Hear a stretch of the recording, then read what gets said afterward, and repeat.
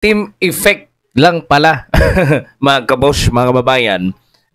Itong si House Speaker Martin Romualdez ay hindi na pala si House Speaker kasi bumaba na siya, no, sa kanyang pwesto, mga kaboses. Well, pumapalakpak po tayo sa kanyang pagbaba, mga kaboses. Ang hindi lang po natin nagustuhan, ano po, ito pong nagpapabiktim itong taong ito, mga kaboses, mga kababayan, para siguro hindi ma-held accountable or pilit po niyang nilalabas na wala siyang kasalanan, mga kaboses, mga kababayan. Ito pong episode na ito ay magre-react po tayo sa kaganapan po buong araw po, mga kaboses, mga kababayan, bago po si House Speaker Martin Romualdez bumaba sa kanyang pwesto. Ano po, mga kaboses, mga kababayan, at pinalitan po ng bagong mukha, mga kaboses, na ika nga ni Davao City 1st District Representative Pulong Duterte, na nagpalit lamang daw po ng mukha pero parihong bulok pa rin. Ano po, mga kaboses, mga kababayan? Kasi ang pinalit sa kanya ay si Representative Faustino Bujidi, mga kaboses, mga kababayan, na ang pumili po ay si Presidente Marcos. At ang nangalap po, mga kaboses, mga kababayan, ng ito pong suporta, ano po, para po suportahan si Bujidi, ay si, ayon po kay Davao City 1st District Representative Paulo Duterte, mga kaboses, mga kababayan, ang nangalap ay ito raw pong si Sandro Marcos. Ano po? At may basbas, baga, parang may basbas rin yan kay Presidente Marcos.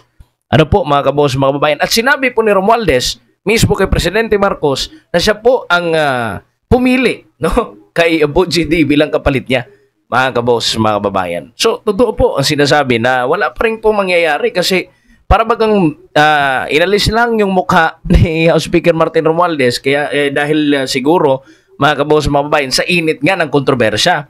Pero yung pinalit naman, mga kaboses, mga kababayan, ay posible rin, no, na sunod-sunuran sa mga Marcos at mga Romualdez. Ano po, para bagang pinapahinga lang muna, mga kaboses. At alam niyo ba kung ano yung pinaka-exciting dito? Ano po? Ang pinaka-exciting na part dito, mga kaboses, mga kababayan, ay parang meron silang iipitin dyan po sa Kongreso. Bantayan po natin ito, mga kaboses, mga kababayan. Pero bago po yan, magre-react po tayo sa buong araw. Panoorin po muna natin ito pong video, ano po, mga kaboses, mga kababayan, ni Ronaldo Puno sa interview po niya kay Karen Davila, mga kaboses, mga kababayan. Dahil sinabon po ito. Hindi po nakapagsalita dahil binara po kagad ni Karen Davila kasi habang wala na po si si House Speaker Martin Romualdez, pilit pa rin nilang tinatakpan itong imahe ni House Speaker Martin Romualdez, ni Romualdez, mga kaboses, mga babayan. Pilit pa rin nilang tawag nito, pilit pa rin nilang pinapakita sa taong bayan na mukhang wala talagang kasalanan si House Speaker, no? Ganito ganyan, mga kaboses, mga babayan. Ito, matindi itong interview nito. Panoorin po natin, mga kaboses. An attack is made on the administration and he is the target. He allows it to happen because well, Congressman, I mean, I understand you work with him, but I think we need to hold our leaders accountable. He is the Speaker of the House. The budget emanates from the House. There are talks of ostentatiousness and extreme wealth, private planes, supposedly more than 10 houses in Forbes Park. I'm sorry I have to bring this up, but to defend the Speaker that he's a victim in all this, it's appalling to the Filipino people.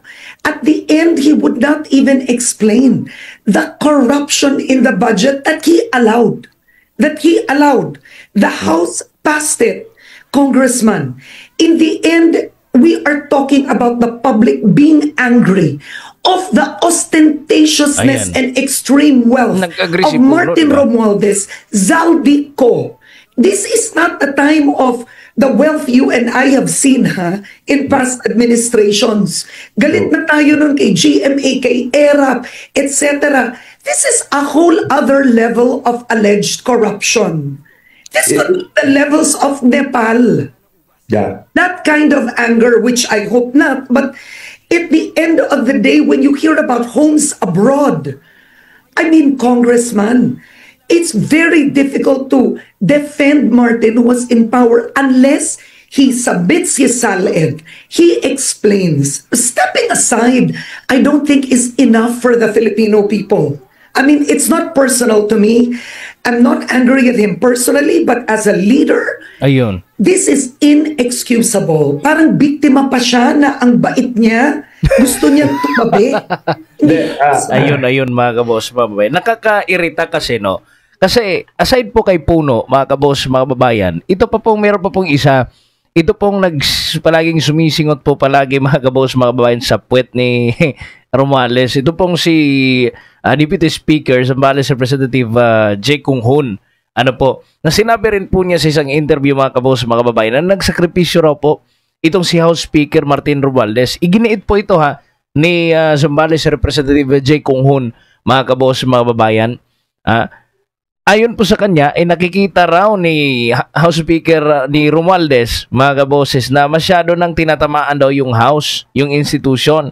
Kaya mas magkakaroon raw po siya ng oras na harapin yung mga accusations, mas magkakaroon siya ng panahon para sagutin yung mga intriga. Yun yung isa raw ho sa mga dahilan kung bakit pinili niya magsakripisyo. Wow, sakripisyo pang sinabi ni Martin Romualdez, mga kaboses, mga kababayan. Hindi na talaga sila na hiya, mga kaboses. Kaya dapat po, tama po yung sinabi ni ni Karen Davila, mga kaboses, mga babayan. Kasi hindi naman po tayo galit personally sa pagkatao ni Romualdez. Galit po tayo sa pamumuno bilang House Speaker kasi wala siyang ginawa. Kahit na ang laki na ng issue, mga kaboses, mga babayan, mismong si Presidente Marcos na nagsabi, regarding po dito sa issue ng flood control, na dawit yung pangalan niya kay Saldico at kahit sino pa, ay wala po silang ginawa. Hindi po agad-agad, mga kaboses, nag-react ng, accountable sila, mga kaboses. Instead, gumawa po sila ng mga statement, no? Na statement, mga kaboses, mga babayan, para depensahan ang kanilang sarili, no? Na hindi nga sila nag-submit, mga kaboses, mga babayan, ng SALN, at nag-submit sa kanilang sarili mismo para po sila imbestigahan at para mawala po yung doubt ng taong bayan, dahil gusto po ng taong bayan na may managot, mga kaboses, kasi kitang-kita at klarong-klaro na po ang korupsyon nangyari sa timbayan, mga kaboses, mga babayan. So hindi po natin talaga ini-expect, no, na mangyayari yung kagaya sa nangyari sa Nepal, mga kaboses, mga kababayan. Kaya wag na sana magdrama, no? Wag nang pabiktim. Na parabagang hero siya, mga kaboses, sa mata. Hindi po yan ang kailangan ng taong bayan. Kailangan po ng taong bayan na isubmit ang kanyang sarili. At sabihin, at patunayan niya na wala siyang kasalanan. Hindi lang po sa mere, statement, mga kaboses, but ipakita niya talaga. Hubaran niya ang kanyang sarili, mga kaboses, mga kababayan. At dyan po ay malilinis po ang kanyang katawan, malilinis po, mga kabos, ang kanyang sarili. Mga kabos, mga babayan. Yun pong sinasabi po nila ni Karen Davila na yung lavish life, kasi pinalabas po ng Billionaire News Channel. Eksklusibo po ito ng Billionaire News Channel. Kaya pasalamat po tayo, credit po natin, no, ang sipag talaga ng Billionaire News Channel, mga kabos, mga babayan. Ito yung lavish lifestyle ni House Speaker ni Romualdez, mga kaboses, mga kababayan, at ni Zaldico. Panoorin po natin itong video, mga kaboses. Sa gitna ng corruption probe sa gobyerno, lumutang na rin ang umano'y lavish lifestyle ni House Speaker Martin Romualdez at Congressman Contractor Zaldico. Ayon sa source ng bilyonaryo, bumili si Romualdez ng 2 Gulfstream private jets. Grabe, no? Mula kay ultra-bilyonaryo Lucio Tan. Ang isa raw ay G150 na nagkakahalaga ng up to $8 million. Ang isang G550 na posibleng umabot sa $35 million o 2.6 billion pesos. Nakapark daw ang aircraft sa hangar ni Tan at nakuha na raw nito ang atensyon ng Malacanang. Ayun. Si Zaldico naman na nasa Amerika, pinupull out na umano ang kanyang sarili fleet ng luxury jets at charter sa Pilipinas. Ayon sa mga dokumentong nakalap ng bilyonaryo, pinaparegister na ng kanyang Mercedes Aviation ang fleet nito. Partikular ang umano'y Gulfstream G350 na may halagang $36 million. Ang namumuno sa aircraft leasing business ang anak nito na si Michael Ellis Ko. Meron din umanong 5 luxury Bell choppers ang Mercedes Aviation na ginagamit para ihatid ang guests sa luxury resort ng kongresista sa Albay. Ayun. Grabe, mga kaboses, mga kababayan. ikaw na taong bayan, hindi ka ba masasaktan? Ano po, mga kaboses? Hindi ka ba masasaktan, mga kaboses, mga kababayan, na nakikita mo yung mga leaders mo na ang gagara ng kanilang lifestyle, mga kaboses, ano po? Hindi ka ba masasaktan na makikita yung mga leaders sa sanay atin pong ini-expect na magsiservisyo sa atin ng marangal, mga kaboses, mga kababayan, na ganyan po ang kanilang lifestyle? Ano po? Saan sila kukuha ng ganong pera?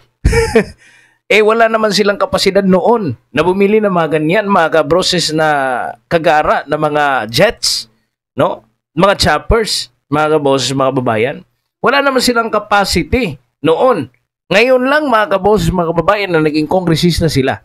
Kung totoo man po itong nilabas po ng Billionaire News Channel, napakapal po talaga ng mukha nila.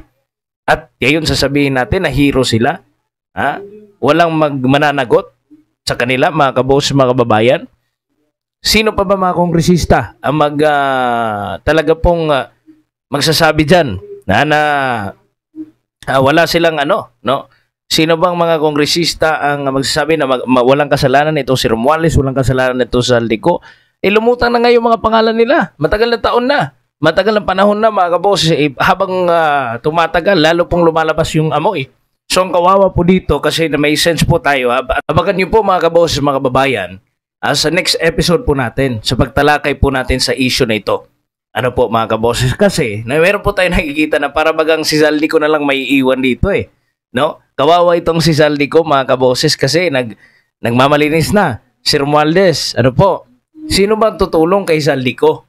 Para patunayan, mga kaboses, naglabas na kahapon, o nito nakaraang araw, mga kaboses, si DA Secretary Francisco Chu Laurel, mga kaboses, mga kababayan, ng revelasyon hinggil po sa pangingikil nitong pababraso ni Saldico, mga kaboses. Kaalyado po yan ng administrasyon, appointed po yan ni Presidente Marcos. Para bagang ipapakita nila ngayon sa publiko na ito si Romualdez walang sala. Ngunit si Saldico ang para bagang iipitin ngayon, mga kaboses, no? Na maging alay, mga kaboses, mga kabayan, para maisalba ang institusyon ng Kongreso. Ano po? Para maalis po ang duda ng mga tao. Pero hindi po tayo dyan titigil. Kailangan pa rin po maging accountable itong si House Speaker Martin Romualdez. Gaya po na sinabi nila, kasama siya sa nag-approve ng budget sa BICAM, mga kaboses. At alam na alam niya kung saan napupunta yung mga budget insertions, mga kaboses, mga babayan. So abangan po natin ang next episode. Maganda po ito, mga kaboses, mga babayan. Ano kayo mangyayari sa susunod?